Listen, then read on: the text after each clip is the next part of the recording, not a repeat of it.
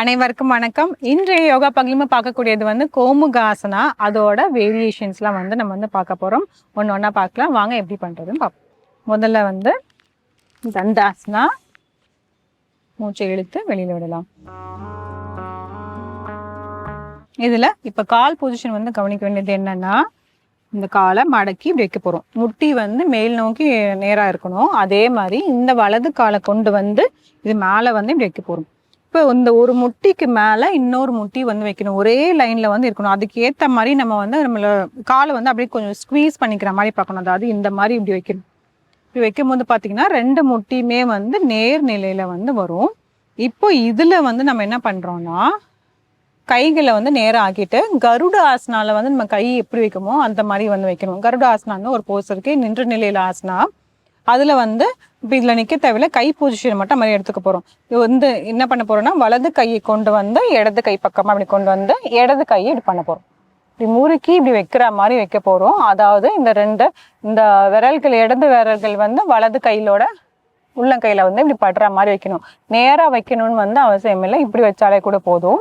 வச்சு நல்லா மேல் நோக்கி இப்படி நம்மளோட மூக்கு கிட்ட முகத்துக்கிட்ட வந்து வரா மாதிரி இப்படி வந்து வைக்க போறோம். கைகள் கொஞ்சம் மேல் நோக்கி தூக்கி இப்படி வைக்க போறோம். இதுல சில வினாடிகள் 1 2 3 4 5 6 7 8 9 10 தளர்த்திக்கலாம்.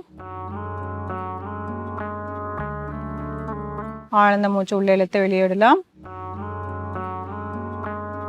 அதே மாதிரி வந்து நம்ம கால் வந்து அப்படியே மாத்திட்டு பண்ணலாம். மேல இருந்த கால் கீழே, கீழே இருந்த கால் மேல, அந்த மாதிரி வைக்கணும். சில பேருக்கு வைக்கும் போது இந்த மாதிரி நேர்கோட்டில் 2 முட்டியுமே நேர்கோட்டில் வராது, ஓரளவுக்கு இப்படிதான் வருதுங்கிற மாதிரி இருந்துச்சுன்னா கொஞ்சம் கொஞ்சமா வந்து நம்ம வந்து அந்த சம்மணம் கால் போட்டுட்டு நம்ம பழகிட்டு நிறைய கொஞ்சம் எக்ஸசைசஸ்லாம் பண்ணிட்டு வந்தோம்னா நல்லாவே வந்து வரும். கொஞ்சம் முயற்சி பண்ணோம்னா இப்படி வந்துடும். கால் நல்லா இப்படி ஸ்குவீஸ் பண்ணிட்டு ஒரே நேர்கோட்டில் கொண்டு வந்துடலாம். இப்போ அதே மாதிரி முதுதண்டெல்லாம் நேராக வச்சுட்டு கைகள் முன்னோக்கி நீட்டிட்டு இப்போ இடது கையை கொண்டு வந்து வலது கை பக்கமா வந்துட்டு வலது கையை கொண்டு வந்து இப்படி வைக்க போறோம். முகத்துக்கு நேராக கொஞ்சம் மேல் நோக்கி தூக்க போறோம். 1 2 3 4 5 6 7 8 9 10 தளர்த்திக்கலாம். ஆழ்ந்த மூச்சு உள்ள இழுத்து வெளியிடலாம். இது வந்து கோமுக கருடாசனம். காலை கொஞ்சம் தளர்த்திக்கலாம். இப்ப அடுத்ததுலேயே வந்து கோமுகாசனா வந்து கை பொசிஷனை மட்டும் எப்படி வேற மாதிரி மாத்தி வைக்க போறதுன்னு பார்க்க போறோம். நான் அதை அப்படியே வந்து அந்த பக்கமா திரும்பிட்டு வந்து செய்யறேன். அப்பதான் வந்து உங்களுக்கு கை பொசிஷன் வந்து தெரியும்.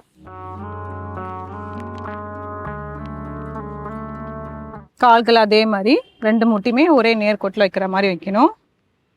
முதுகு தண்டை நல்லா நேராக வைக்கணும். கைகள் முன்னோக்கி நீட்டிட்டு ஒரு கையை நல்லா இப்படி கொண்டு வந்து இப்படி பின்னோக்கி இப்படி வைக்க போகிறோம். அதே மாதிரி இடது கையை இப்படி கொண்டு வந்து பின்னோக்கி இப்படி கொண்டு வந்து இப்படி வந்து வைக்க போகிறோம். 2 கையுமே வந்து இப்படி டச் பண்ணுற மாதிரி வைக்கலாம். அப்படி இல்லைன்னா இப்படி கோக்குற மாதிரியுமே வைக்கலாம். எப்படி வருதோ அது மாதிரி கொண்டு வரணும். இது வைக்கிறதுக்கு வந்து நம்ம மாறுபகுதி நல்லாவே விரிச்சா மட்டும்தான் கைகள் பின்னோக்கி வரும். தலையை வந்து நேராக வச்சுட்டு வைக்கலாம். சில வினாடிகள் 1 2 3 4 5 6 7 8 9 10 தளர்த்திக்கலாம். இப்போ அதே மாதிரி இடது பக்கமாக வந்து செஞ்சலாம். இடது கையை மேல் நோக்கி தூக்கிட்டு இப்படி வைக்க போகிறோம். வலது கையை இப்படி திருப்பிட்டு உள்ளங்கையை பின்னோக்கி திருப்பிட்டு கீழ் நோக்கி வந்து அதுக்கப்புறம் நல்ல மார்பகுதி இப்படி விரிக்கணும். தோள்பட்டை பின்னோக்கி கொண்டு போனாதான் கைகள் 2மே தொடர நிலைமைக்கு வரும். 1 2 3 4 5 6 7 8 9 10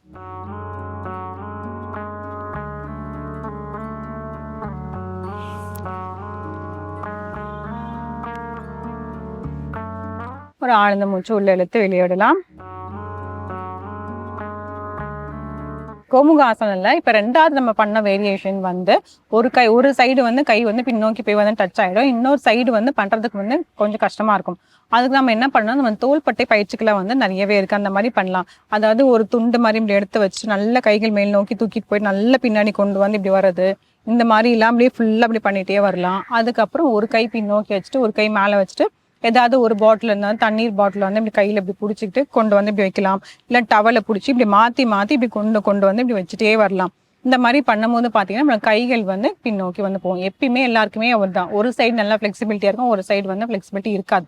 அதனால வந்து இந்த மாதிரி கொஞ்சம் ப்ரிப்பரேட்டரி இதெல்லாம் பண்ணிட்டு அதுக்கப்புறம் பண்ணும்போது வந்து ரொம்பவே சுலபமாக இருக்கும். இந்த ஆசனாயம் வச்சு செஞ்சு பாருங்க. மீண்டும் அடுத்த பகுதியில் பார்க்கலாம்.